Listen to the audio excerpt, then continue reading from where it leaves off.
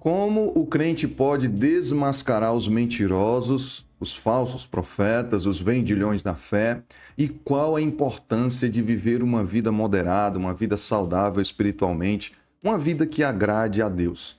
Seja muito bem-vindo aqui no canal, eu sou o irmão Edival Filho, estou como professor há 9 anos, para a glória de Deus, completei agora 9 anos ensinando em sala de aula, mas antes de qualquer coisa, há 18 anos eu sou aluno EBD, graças a Deus, e tenho crescido muito a cada dia, cada ano que passa, a gente tem crescido junto com os nossos irmãos, alunos, professores, toda a nossa equipe ali da Escola Bíblica Dominical. E o meu propósito aqui é colaborar com você, meu amigo aluno, professor, pregador, pastor, enfim. Meu desejo é poder contribuir com você, te ajudar no crescimento da graça e do conhecimento da palavra de Deus. Então vem comigo, porque hoje estaremos estudando a lição de número 13 da Sala dos Jovens. E daqui a pouquinho eu tenho uma dica aí para você, professor da Sala dos Jovens.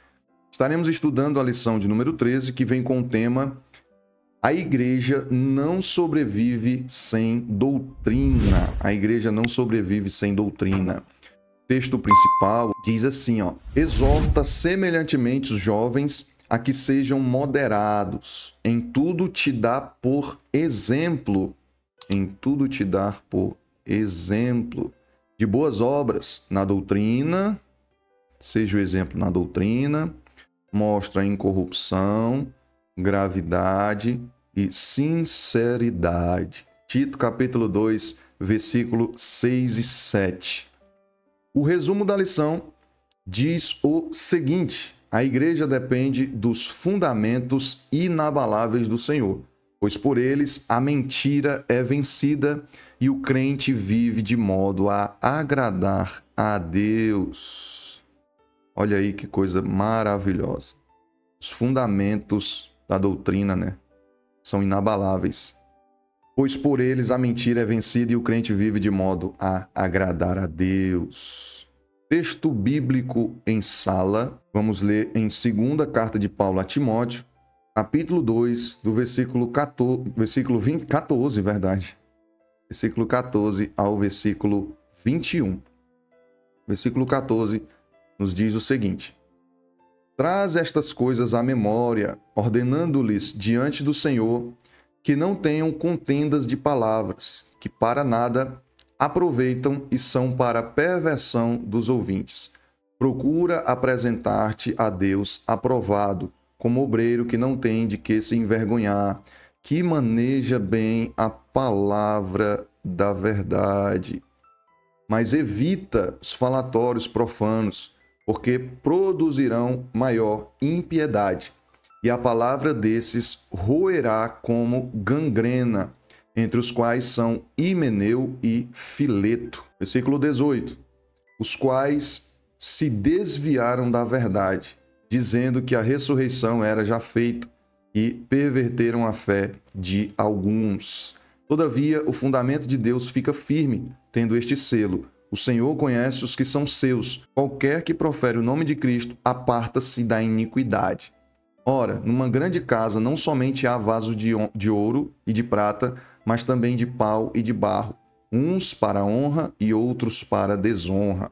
De sorte que se alguém se purificar destas coisas, será vaso para honra, santificado e idôneo para uso do Senhor e preparado para toda boa obra. Na nossa introdução ele diz assim: nesta lição que encerra o trimestre, estudaremos a respeito do caráter essencial da doutrina para a manutenção da vida e da saúde da igreja.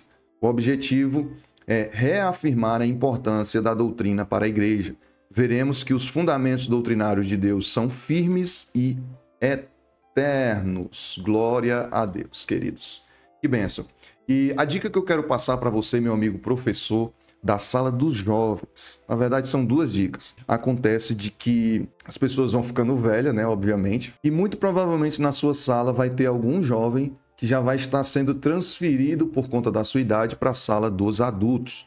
Então esse jovem, faça aí um momento, a minha dica é, faça um momento de apresentação, faça um momento para honrar esse aluno que esteve ali na sua sala dos jovens, tá certo? Use aí a sua criatividade mas não esqueça de fazer esse momento de transferência de sala, beleza? Segunda dica é você pegar, selecionar ali, dependendo das suas condições, de 1 a 3 alunos na sua sala que foram mais assíduos e você vai usar aí a sua criatividade. Eu dei o exemplo de presentear com chocolate ou presentear com a própria revista do próximo trimestre, que a gente já sabe qual vai ser, ou então fazer ali uma fotografia, um bannerzinho, um cartaz, parabenizando que aquele aluno coloca o nome do aluno, dizendo que ele foi assíduo durante todo o primeiro trimestre. Enfim, são coisas que fazem a diferença na sua sala de aula e lhe aproxima cada vez mais dos seus alunos. Então, são essas as duas dicas que eu passo para você, meu amigo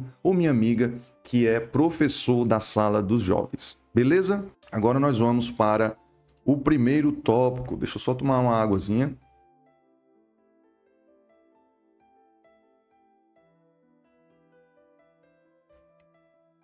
Primeiro tópico da nossa lição 13 diz o seguinte: o firme fundamento de Deus permanece. O ponto 1. A natureza do fundamento de Deus. Os fundamentos divinos revelados nas Escrituras Sagradas contribuem para firmar a nossa fé em Deus. Paulo afirma que se o fundamento é de Deus, ele fica firme, haja o que houver, pois pertencem a Deus. O salmista reconheceu o caráter de Deus em suas obras, assim como Paulo ensina que Deus é conhecido também por meio da criação. As obras de Deus refletem o seu caráter, isto é, o que ele faz não está separado de quem ele é. Afinal de contas, ele não pode negar-se a si mesmo. Então podemos afirmar que os preceitos do Senhor permanecem inabaláveis e imutáveis, pois Deus é imutável e permanece para sempre. Se Deus é imutável e permanece para sempre, os seus fundamentos também permanecem para sempre.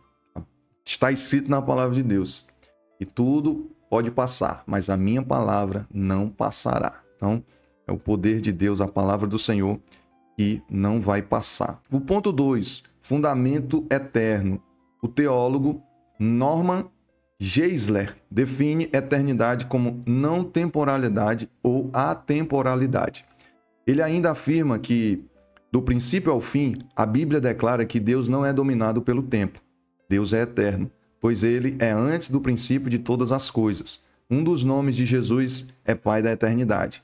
A doutrina de Deus é um fundamento eterno. Sendo assim, podemos afirmar que a doutrina divina, contida e exposta nas Escrituras, é eterna.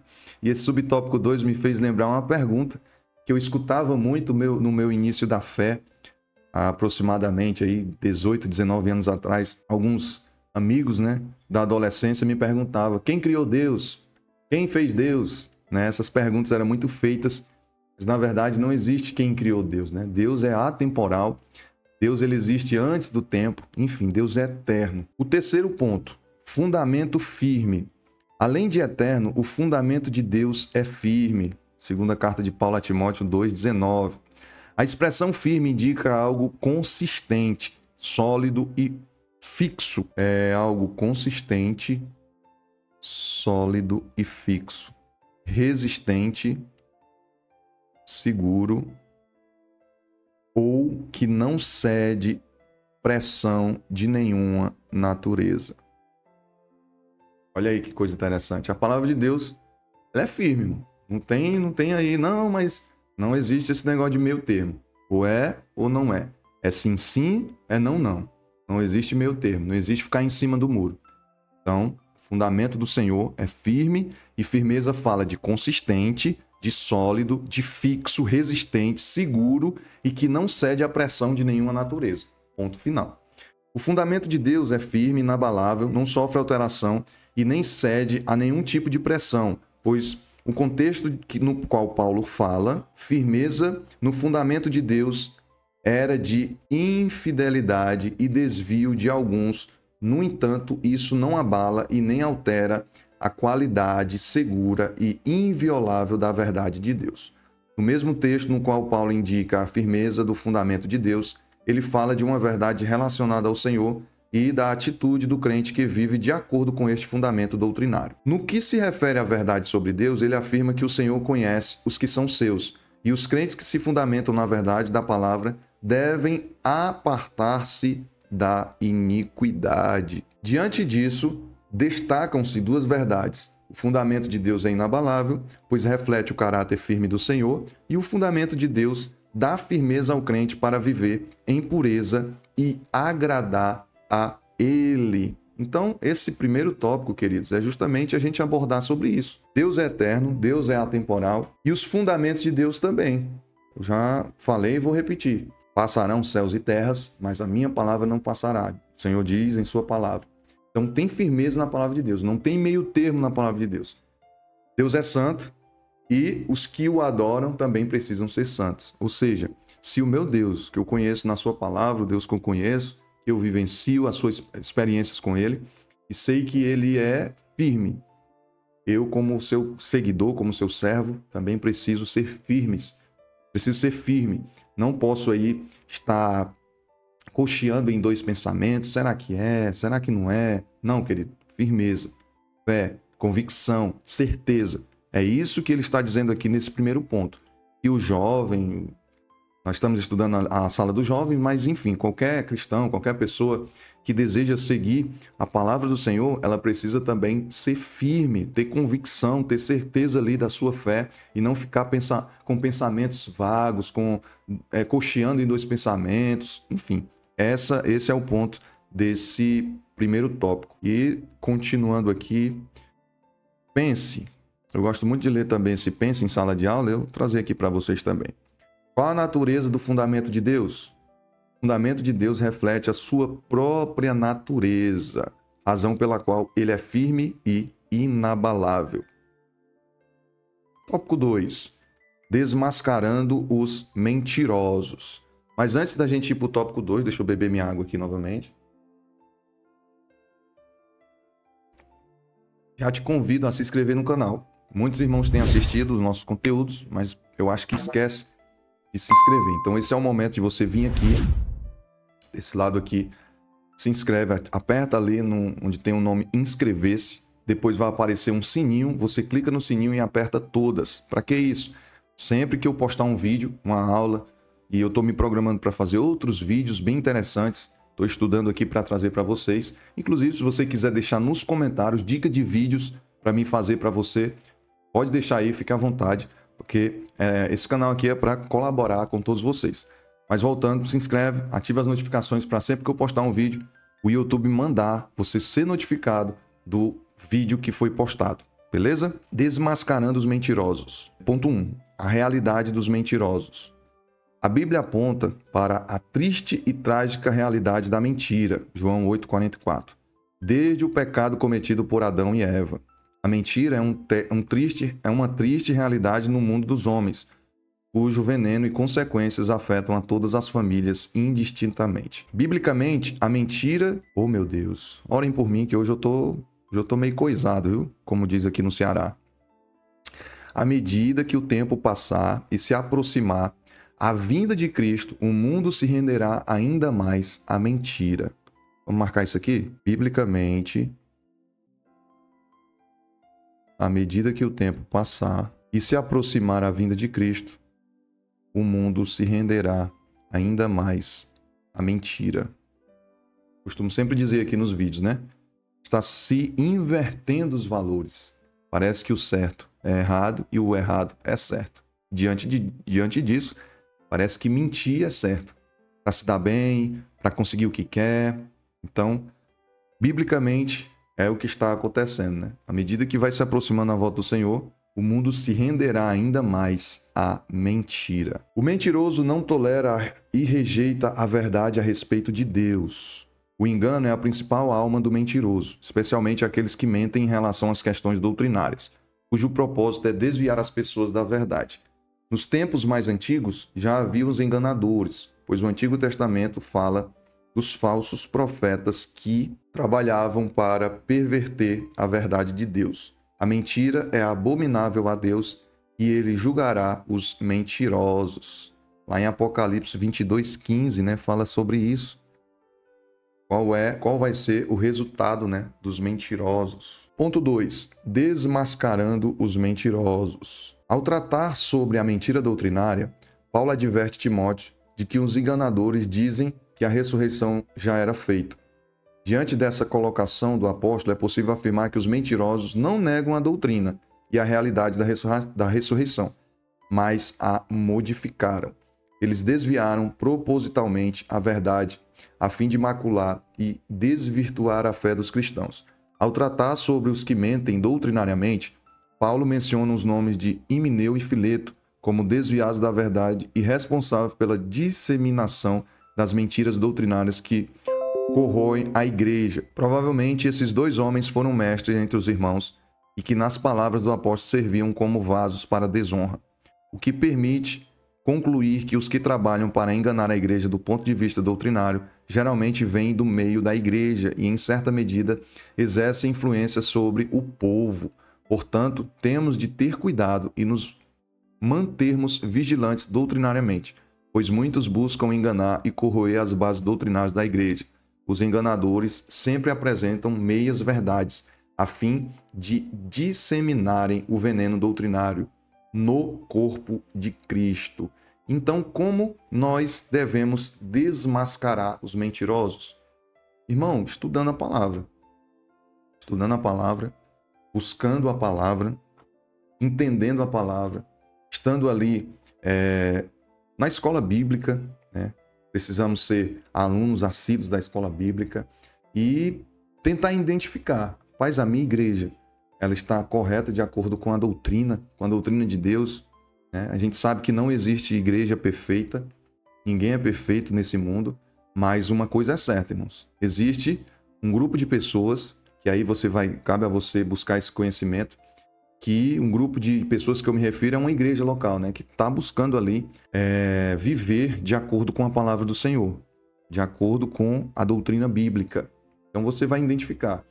Isso aqui está certo, isso aqui está errado, isso aqui está certo, isso aqui está errado. Então vai caber a você aí identificar isso. Os mentirosos sempre vão existir.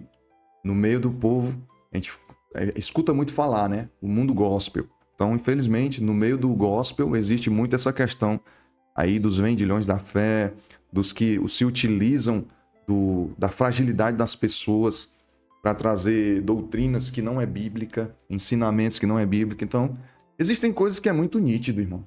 Existe coisa que é muito nítido, não precisa nem de muito estudo, porque são muitas bizarrices mesmo que acontecem no meio do gospel, né? Então, cabe a gente se posicionar como um verdadeiro cristão. Não é fácil, costumo sempre pontuar isso, mas cabe a gente se comportar. A gente vai falar lá na frente sobre uma vida moderada, mas enfim, é preciso, principalmente, a gente buscar na palavra do Senhor. A palavra de Deus, estudar, ler, se concentrar, focar aqui no estudo da palavra, porque a palavra por si só, ela já nos orienta, beleza? Ponto 3. Há escape para os mentirosos? Inevitavelmente surge a seguinte questão: há esperança para os que mentem doutrinariamente? Sim. Se houver arrependimento e o abandono da prática do erro, sim. Tem que haver, meu Deus. Calma aí, filho. Se houver arrependimento e o abandono da prática do erro. Pronto. Se acontecer isso, benção. A palavra de Deus afirma que se confessarmos os nossos pecados, Ele é fiel e justo para nos perdoar os pecados e nos purificar de toda injustiça. Em 2 Timóteo 2,21, Paulo afirma que se alguém se purificar destas coisas, será vaso para a honra, indicando que existe sim a possibilidade de mudança e transformação de vida para aqueles que se enveredaram pelo caminho do engano doutrinário. Paulo ensina também que o arrependimento é o caminho para que essa mudança passe a ser uma realidade. O caminho para que mentirosos no âmbito doutrinário encontrem a porta de saída e de transformação é o arrependimento, que só pode ocorrer por meio de uma instrução feita com mansidão, por obreiros preparados. Isso aqui é extraordinário, irmãos. Porque muitas vezes as pessoas querem doutrinar, querem julgar, querem mostrar de uma forma muito extrema que aquela pessoa está errada. Mas a gente aprende com o próprio Senhor Jesus, né? Tem que ter mansidão. Tem que saber tratar, tem que saber conversar, tem que se posicionar sim. Mas tem que saber falar. Tem que saber mostrar para aquela pessoa o erro dela, com cuidado, com atenção, para não ferir aquela pessoa, para não, né? Enfim. Então é muito importante. Ele diz aqui que essa instrução tem que ser feita com mansidão por obreiros preparados. E lá no ponto 3, tópico 3, ele diz assim, ó: vivendo uma vida moderada. O crente é chamado a viver moderadamente e as condições necessárias para isso estão à sua disposição nas Escrituras Sagradas. Pronto, irmão. Ponto final. É nas Escrituras que nos dá a orientação. É na palavra de Deus que nos dá a orientação. A gente não pode fugir disso. A gente não pode fugir disso. É na palavra que nós temos o equilíbrio, a orientação. A carta de Paulo a Tito dá muitas orientações, como eu falei na lição passada. A carta de Paulo a Timóteo também dá muitas orientações, aos Coríntios. Enfim, nas cartas de Paulo, irmãos, é muito interessante porque ele dá muitas orientações à igreja em Roma, em Corinto. Enfim, é muito importante. Então, a própria palavra do Senhor nos dá essa orientação, esse ensinamento de como termos uma vida moderada, como nos comportar, como ter as nossas escolhas, nossas atitudes. Ponto 2. A moderação como obra do Espírito Santo. O crente moderado é comedido em suas ações, palavras e suas emoções, como no exercício da paciência. As manifestações do fruto do Espírito refletem com elevada precisão as características de um crente moderado, em contraste com uma vida não moderada que é levada sob o domínio da carne. Acabei de falar, né, sobre as orientações de Paulo, e aqui tem outra carta de Paulo aos Gálatas, né? Gálatas capítulo 5, do 19 ao 22, onde ele vai falar sobre o fruto do Espírito, as obras da carne. Olha ali, coisa interessante e importante, né, para nosso crescimento, para o nosso dia a dia, para o nosso comportamento, seja na escola, seja no trabalho, seja na igreja, seja onde quer que seja. Quando nós colocamos em prática aquilo que nós estudamos na palavra do Senhor, aí pronto, aí é bênção de Deus, é louvável. Dentre as virtudes do fruto do Espírito Santo, a temperança é a que mais se aproxima do sentido de moderação. Já o seu significado prático é a capacidade que o crente recebe de agir com autocontrole. Capacidade que o crente recebe de agir com autocontrole nas mais diversas e difíceis circunstâncias da vida. Essa capacidade é parte da obra que somente o Espírito Santo pode realizar no homem, pois, conforme Lawrence, acho que é assim, viu? Se não for, me perdoe aí. Ele fornece energia para a nova natureza que impulsiona o convertido para a direção oposta à natureza pecaminosa. A moderação é uma obra exclusivamente do Espírito Santo, motivo pelo qual o crente que deseja viver moderadamente deve andar e ser guiado pelo Espírito. Andar. Opa, é aqui. Deve andar e ser guiado pelo Espírito. Andar e ser guiado pelo Espírito Santo é o mesmo que ser dominado por ele e fazer aquilo que é ordenado na palavra de Deus. Somente pelo Espírito Santo é que o crente pode viver uma vida verdadeiramente moderada. Pronto, acabou-se. Como ter uma vida moderada? Somente pelo Espírito Santo. Na lição dos adultos, que eu vou deixar aqui no final desse vídeo, você vai ver que a gente fala sobre o que é ser cheio do Espírito Santo, como ter uma vida cheia do Espírito Santo, cheia do revestimento de poder. Então aqui eu tenho notado, e eu fiquei muito feliz nesse trimestre, que a revista dos jovens e a dos adultos, ela tem assim uma sincronia, né, de conteúdo, de títulos, de informações muito bacana, muito interessante. E a revista do próximo trimestre também, nos jovens e adultos, também tem essa sincronia de conteúdo, muito interessante. Então, para mim ter uma vida moderada, preciso ter uma vida com o Espírito Santo. Eu tenho que ser guiado pelo Espírito Santo. Enfim, irmãos, às vezes é algo repetitivo, mas a doutrina do Senhor. É o que mais interessa na nossa vida, né? buscar a Deus, ser cheio do Espírito Santo, para que possamos ter uma vida moderada. Alcançando uma vida moderada. Paulo ensinou e estimulou Tito a ensinar aos jovens a serem moderados, afirmando assim que este é o caminho que o verdadeiro cristão deve seguir. Se o crente é chamado a ter uma vida moderada, qual é o caminho a ser tomado para que este objetivo seja alcançado? É preciso confiar em Deus, orar e dedicar-se à leitura bíblica. Olha aí que coisa maravilhosa. Vamos repetir aqui a pergunta. Se o crente que é chamado para ter uma vida moderada, qual o caminho a ser tomado para que este objetivo seja alcançado? Ele diz: confiar em Deus, orar e dedicar-se à leitura bíblica. Pronto, respondida aí a nossa questão. Confiar em Deus, orar, dedicar-se à leitura bíblica. A moderação não é uma virtude a ser sentida, mas a ser vivida em nosso dia a dia. O crente deve viver com a consciência da presença permanente de Deus, desenvolvendo práticas de piedade e quebrantamento. Portanto, tenha uma vida moderada e honre a Deus com isso. Pense, o que é uma vida moderada? Uma vida moderada é o mesmo que uma vida comedida e equilibrada, uma obra que só o Espírito Santo pode produzir no crente. Glória a Deus. Igual o Cabo Daciolo, né? Glória a Deus. Na conclusão, ele diz assim: estudamos a respeito dos fundamentos de Deus que permanecem inabaláveis e intocáveis. Esses fundamentos nos ajudam a resistir ao engano doutrinário, disseminar a verdade de Deus e a viver uma vida moderada.